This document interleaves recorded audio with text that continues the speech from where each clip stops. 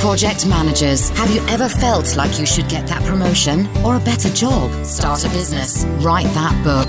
Have you ever felt you were made for more but didn't know where to start? Welcome to the PM for the Masses podcast with your host, Caesar Abaid. Learn from the experts. Think outside the box. Have a voice, network, and be extraordinary. PM for the Masses podcast. Well, hello everybody, and welcome once again. I'm Caesar Abaid, your host, and this show is your regular reminder that your career matters more than your job and that your life is a project and you are the manager. Whether you work for a company or for yourself, your job stability is really just your ability to land your next gig. So join me in practicing intentional, planned, and value-adding relevance, starting right now. So today is just me and you. I don't have a guest today, this week. So I thought we'd take a break from talking about project management, and we do that on occasion here. It's not a purely project management show, if you think about it. So today we're going to take a break. There's a lot of information already on project management out there, but we are facing some difficult times right now with this pandemic. So I thought we'd talk about that a little bit, as I've been working from home for a while, and I lead a team that is remote.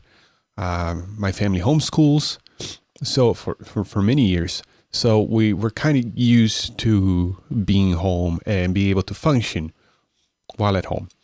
So I just wanted to share some tips, some thoughts that I've been having about this that I may take for granted, but it might be helpful at this time. And I promised you that I would be making and creating more content and publishing some new episodes. So here's one. And this one is a bit different. And what isn't different these days, right? So let's do it. All right. So when talking about this, the whole work from home and the pandemic and the uncertainty and the anxiety and not being able to do the things that you usually do. Let's say if you like sports and you like going to events, or if you like going to the gym, or if you like to go out to eat and that's your thing, or you like to go out to bars with your friends and pubs, and now you can't do any of that and you're stuck at home and you're starting to feel a little antsy, or you're bored, or starting to feel really anxious. So let's talk about those things. So I think that for us to have a healthy relationship with the world and with each other, we first need to have a healthy relationship with ourselves, within ourselves. And I divide this relationship with ourselves into three parts, basically mind, body, and soul, if you will. Right. So I really believe that we have to cultivate our minds, cultivate our bodies, and cultivate our souls, because that's who we are. We are this like the tripartite being, right? Mind, body, soul. I may not believe in the soul part, but hopefully when I talk about that, it makes sense to you, even if you don't believe there's a soul, right? So let's talk about the mind first of all. It is important that we cultivate the mind. And what does that mean? That means that just like our bodies, right? We need to, just like the body needs to eat, needs to take in healthy things in order to become healthy. The mind also needs nourishment. And typically we don't think much about this because we are bombarded by content. So our minds are constantly busy. So at work, that we need to deal with work. And then we drive back home and we have to deal with traffic. And we are home and we need to deal with whatever is going on at home. And we have a social life, and then we have to deal with those conversations. And so our mind is always busy, engaging, right? And at times we forget that we need to feed it. And this time, while we are at home, I think it's a great opportunity to think about what it is that we're putting into our minds. And we need to be conscious and intentional about what it is that we're feeding to our brains. So one habit that you might not have that I really recommend is reading. I think most of us have access to books, either because we have books at home or we have access to the library. Even if you can't go to the library, there are ways to borrow books digitally right now that I really recommend you look into that in your hometown to see if your library offers that. There are apps that you can download that you can rent books from. You can buy ebooks. You can buy physical books on Amazon. You can listen to audiobooks. So I personally have an audible.com account, and this is not a sponsorship. I'm not sponsored by Audible, but you can go to audible.com and buy a book, or you can subscribe, pay monthly. I think it's around $12, $14. I'm not sure. And that gives you access to one book every month for you to download and listen to. So that's one idea. The other idea is an application that I just got recently called Blinkist. And Blinkist is, you pay either per month or per year. I'm not sure. I think it's per year that I paid. And you get access to, they call it these blinks. And it's basically a book review / Cliff's Notes version of a book. So if you don't have the time, or if you don't feel like reading, a 500-page book cover to cover, you can read these blinks, or you can listen to them as well. So it's basically like 10 files that are about 2 minutes long if you want to listen to. And it basically walks you through the main points of the book. And it's a great thing. And you can take notes, you can highlight things. Very, very useful. So audible.com, Blinkist, these are ways for you to feed your brain. Typically, I would recommend going and subscribing to the blogs and things like that. You can still do that. Just be aware that there's a lot of information right now about the virus, and there's only so much you can take regarding that, at least myself. So be aware so you're not flooded with information about the virus, and then you can't sleep at night, and then you start worrying. So the point of this is for you to read about things that will build you up, right? I always like to have a non-fictional book going on, sometimes a fictional book, and the fictional books I like to read with my children. So we read it at night before they go to bed. Spend like 15 minutes reading with the children. And if you do have kids, there is a series that is fairly new that I recommend. It's called The Green Ember. It sounds really silly when you explain it, but it's about rabbits, and rabbits who are being oppressed by birds of prey and wolves, and they need to take back their wood and fight back. Very, very interesting and different idea. It's called The Green Ember. I'm going to have links to all these things in the show notes. So yeah, I recommend that if you have kids. But the point of this is just to be mindful of your mind. Feed it with good things, right? And remember that when all is said and done, your mind is what you have really with you at all times. You may be blocked from going to work. You may lose your job. People you love may go away, but you always have yourself and your mind. So it is important to develop a healthy relationship with your mind and keep your mind healthy. So when you are alone at home and you have no choice but to be alone at home, you can still have a rich interior life because your mind is well fed. Let's talk about our bodies. So I said mind, body, and soul. So this is number 2, body. And that's a tough one. And this is something that I spent basically 40 years of my life struggling with. And I'm not saying that I have it down now, but it's something that I made progress, let's say, in the last 3-4 years. And, taking care of your body is important. And in times like this, you may not feel motivated, but there's still opportunities. Even though you might not be able to go to the gym or go swimming or go playing sports with your friends, there's still many, many things you can do to keep your body engaged during this time. And to exercise, you don't need to make it complicated. You don't need to be in the gym, lifting weights in order to keep your body at a healthy state. Sure, it helps if you have goals of, growing muscle or whatever your goals are, being better at some sport. But you don't need those goals to actually just keep your body in a healthy shape. So if you can still go outside, I know in some places you're not allowed to go outside unless you're going to the grocery store or to the pharmacy. But around here where I live, you can still go outside. So go for a walk.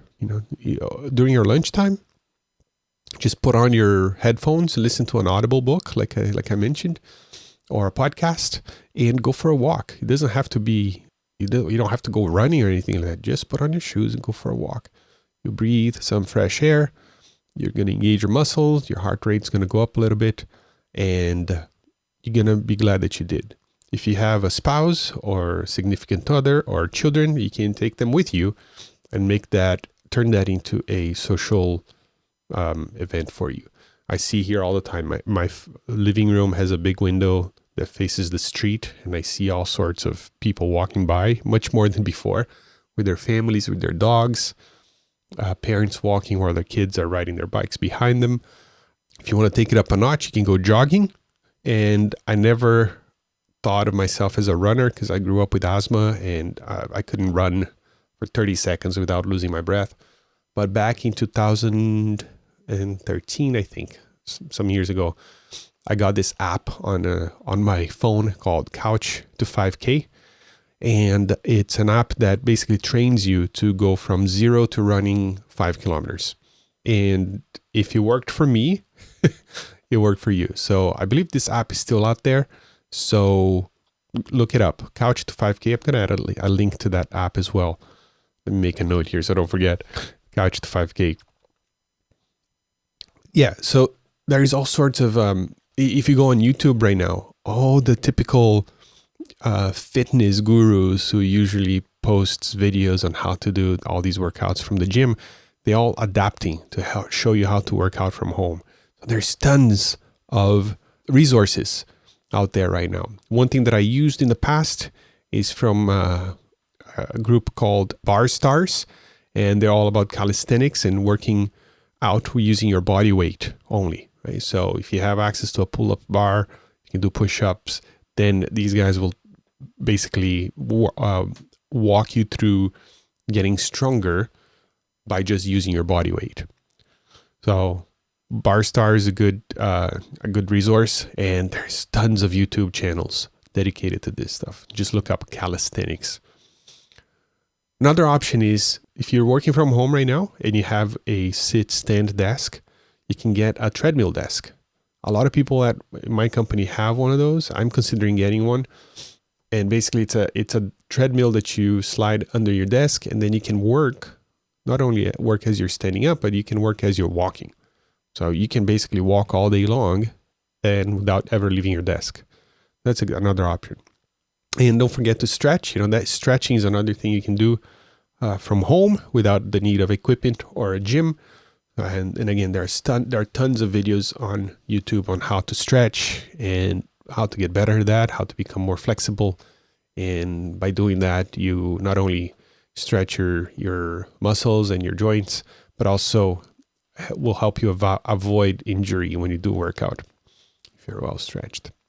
Yeah, so keep your body engaged during this time. It's very easy to just sit on the couch and watch Netflix and then sit at a desk and work and rinse and repeat every day, right? So, but take a break, go for a walk, maybe use the time that you used to commute to work and go for a walk instead.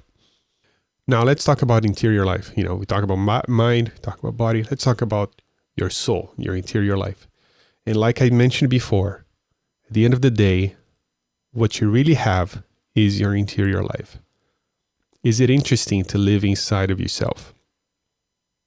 Can you sit in a room with no windows and no light and have an adventure inside your mind?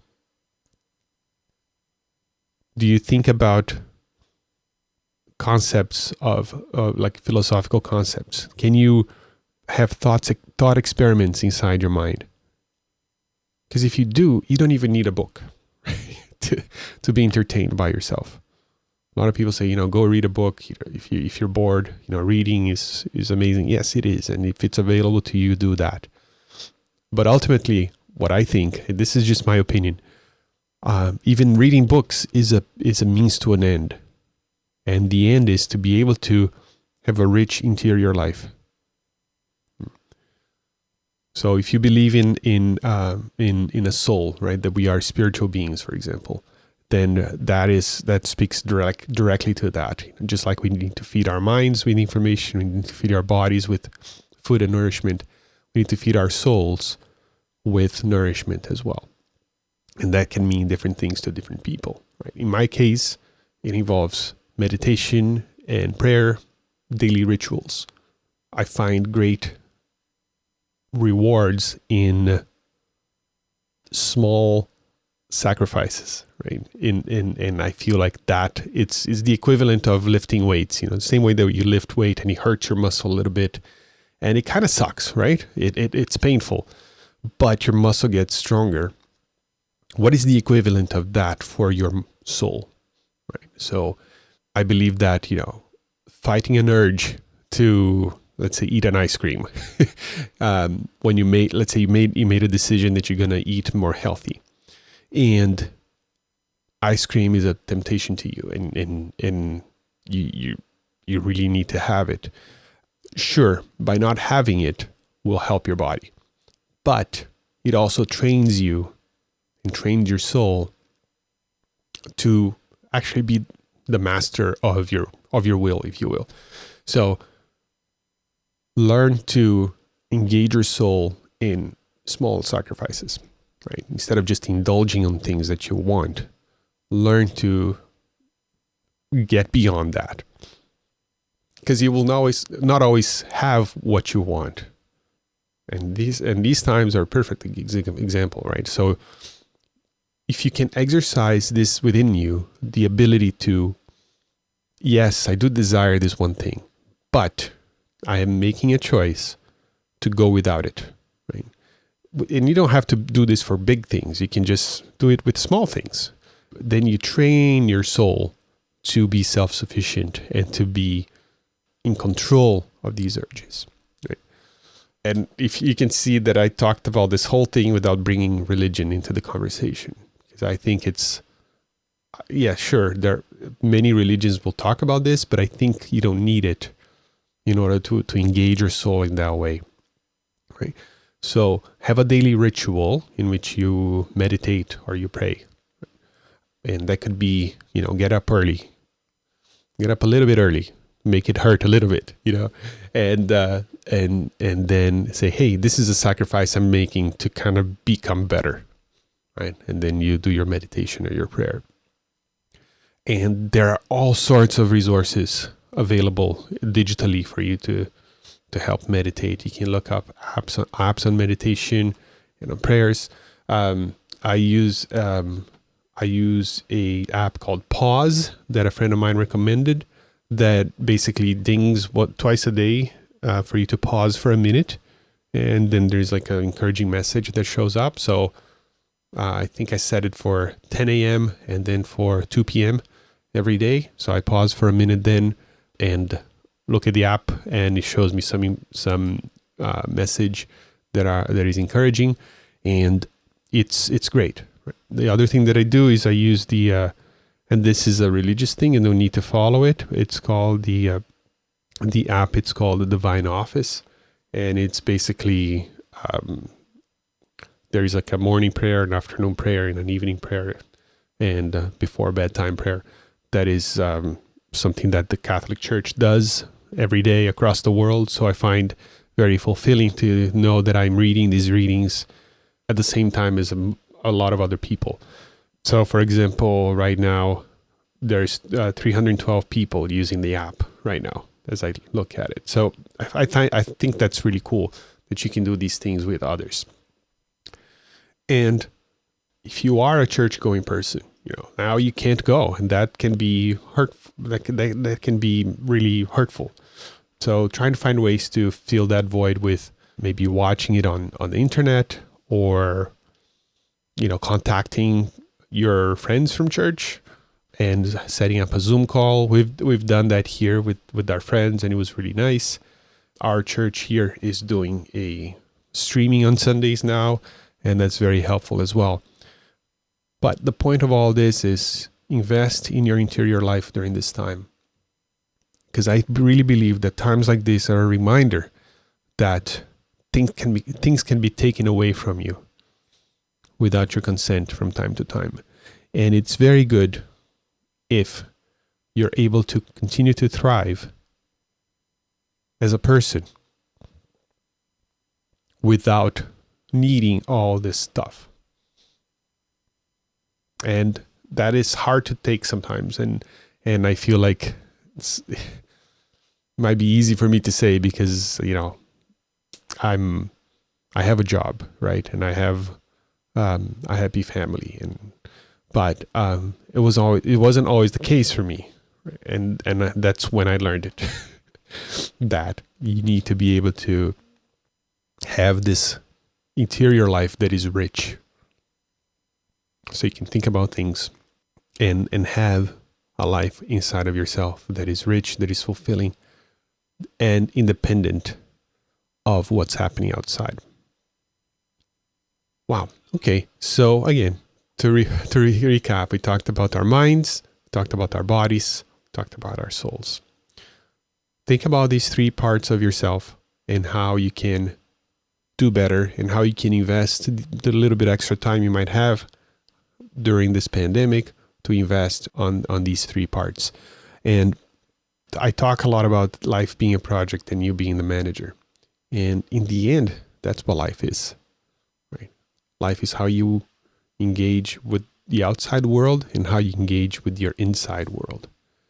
And we talk a lot about engaging with the outside world, getting your certification and getting that promotion or getting the new job or managing this project successfully, delivering things on time, on budget, within scope. And this is all external things, right? So how you can put your mark on the world outside. But your life is mostly inside. It's more an interior life than an exterior life. And we sometimes tend not to think about that because we're just so busy. But now that we have a little bit more time to think and to be still, think about yourself. Think about investing in this part of the project that is the life that lives inside of you. Cool. Okay, so that's what I had to share today. Again, I'd like to mention my favorite remote collaboration application, which is called MindMeister. And it is a fantastic tool for you to create mind maps. So for example, this whole episode here, I am using a mind map as an outline so I don't lose my spot. So it's very helpful. I use it for everything.